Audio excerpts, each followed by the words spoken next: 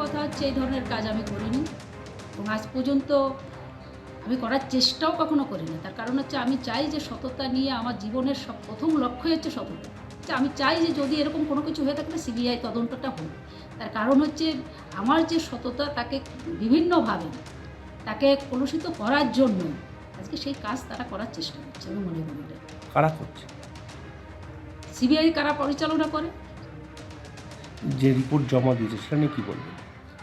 সে দেখা যাবে, সেটা আমার কাছে তো সেটা তো ধোঁয়াশায়িত নয়, আমি তো সেটাকে কোনো কিছুই আমি জানি না। এবার সেখান থেকে আমার কাছে কোনো কিছু রিপোর্ট আসেনি।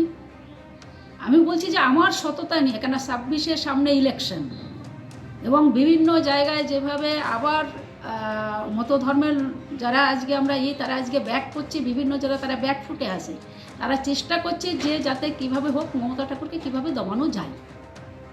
আর আমরা চাই যে এটাকে নিয়ে সিবিআই যখন করছে এটা তদন্ত হওয়া উচিত। আমি চাইছি সেটা তদন্ত হোক।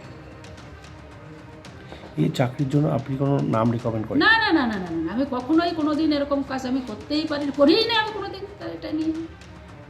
প্রাথমিকে চাকরির সুপারিশ করেছিলেন তৃণমূল এবং বিজেপি উভয় দলেরই একাধিক নেতা নেত্রী। সিবিআই যে চার্জশিট দিয়েছে সেই চার্জশিটে একাধিক প্রভাবশালীর নাম উল্লেখ করা হয়েছে। এর মধ্যে যেমন রয়েছে দিব্যেন্দু অধিকারী, রয়েছে মমতা ঠাকুর, রয়েছে ভারতী ঘোষ।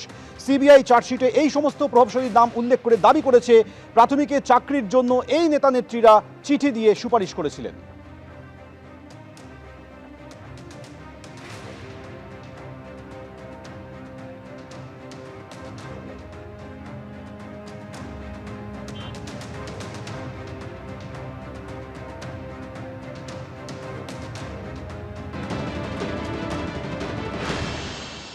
যদি কোনো খারাপ কাজ হয়ে থাকে এবং সেক্ষেত্রে দেখুন, আবার যদি সেখানে দেখা যায় যে অমুক অমুক ব্যক্তির সুপারিশ রয়েছে, আবার যারা সুপারিশ করছেন তাদের কিছু ক্ষেত্রে এগুলো সমস্ত নামটামগুলি তো সিবিআই দিয়েছে, তো সিবিআই এবার তাদের সঙ্গে কথা বলুক। এটা আমি রাজনৈতিক মন্তব্য করে কি করব? যদি ধরা যাক এই জিনিসটা খারাপ কাজ, তা এখন যারা দিয়েছেন তারা মানে কোনো অনুরোধ রাখার কম্পালশনে দিয়েছেন, জেনে দিয়েছেন না না জেনে দিয়েছেন, বৈধভাবে দেখার জন্য বলেছেন নাকি অবৈধ করার সুপারিশ দিয়েছেন, সে বুঝবো কি করে? তো ফলে এটা তো সিবিআই এবং কনসার্ন ব্যক্তিরা বলতে পারবেন। তো যাদের নাম সিবিআই দিয়েছে তারা এর ক্লারিফিকেশন দেবেন। এর সঙ্গে তৃণমূল কংগ্রেস কেন এর ক্লারিফিকেশন দেবে? আমি বলছি তো বিজেপি নেতাদের নাম আছে, বিজেপি নেতাদের তো বলতে হবে। এবার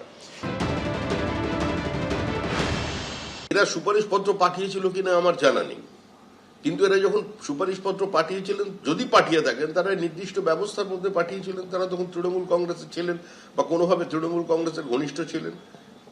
কিন্তু বিজেপিতে যখন এসছেন, বিজেপিতে আসার পর এ ধরনের সুপারিশপত্র কি তারা পাঠিয়েছেন? একটু দেখাবেন দয়া করে।